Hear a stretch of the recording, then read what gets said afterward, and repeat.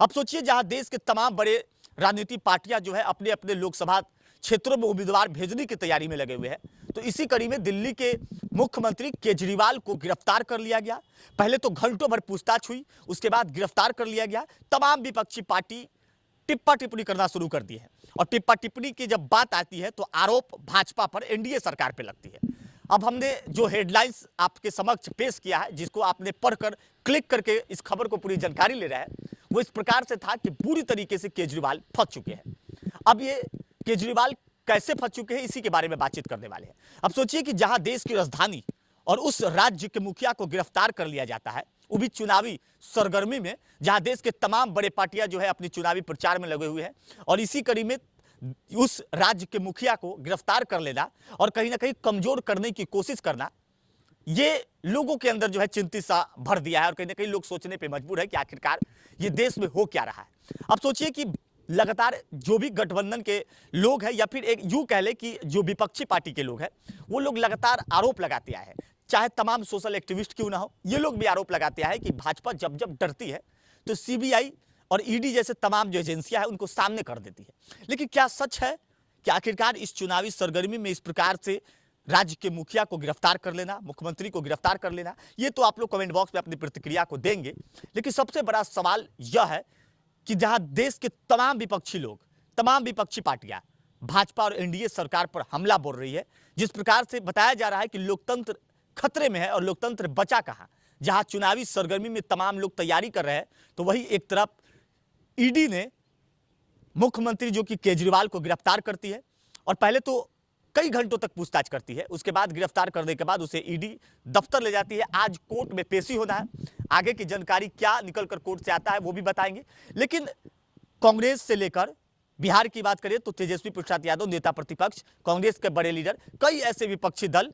तमाम ये बातें लिखने पर मजबूर है कि आखिरकार देश में ये हो क्या रहा है। आज से पहले की अगर हम बात करें तो आपने देखा होगा कि झारखंड के मुख्यमंत्री हेमंत सोरेन को भी गिरफ्तार किया गया था, उन्हें जेल में रखा गया है, वहां उनकी पार्टी की सरकार है, दूसरा मुख्यमंत्री का चेहरा हुआ। लेकिन अब जो है ये देश के तमाम लोग सोच रहे हैं कि आखिरकार ये ईडी और सीबीआई को सामने क्यों कर देती है, आखिर क्या रीजन है।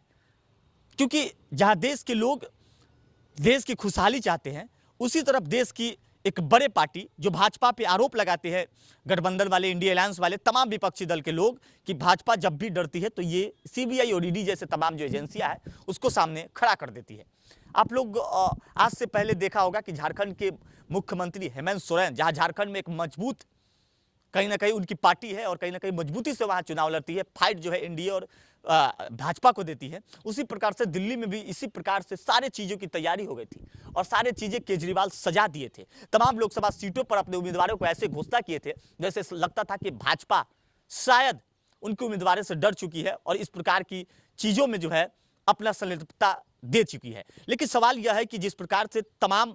जो दल है वो दल अपने अपने लोकसभा उम्मीदवारी जो है वो घोषणा कर रही थी, उसी दौर में केजरीवाल की गिरफ्तारी हो जाना ये लोगों के मन में तरह तरह के सवाल पैदा कर रहा है। और लोग ही नहीं, तमाम सोशल एक्टिविस्ट इस पे प्रतिक्रिया देना भी शुरू कर चुके हैं। अगर हम सोशल अकाउंट की बात करें, ट्विटर एक्स हैंडल की बात करें, तो आप लोगों जाकर देख सकते हैं कि आखिरकार वहां पे चल क्या रहा है खेला। तमाम विपक्षी दल के नेता ये बात लिखने पे मजबूर है कि ये भाजपा और एनडीए की ही कारनामा है, यानी कि तमाम भाजपा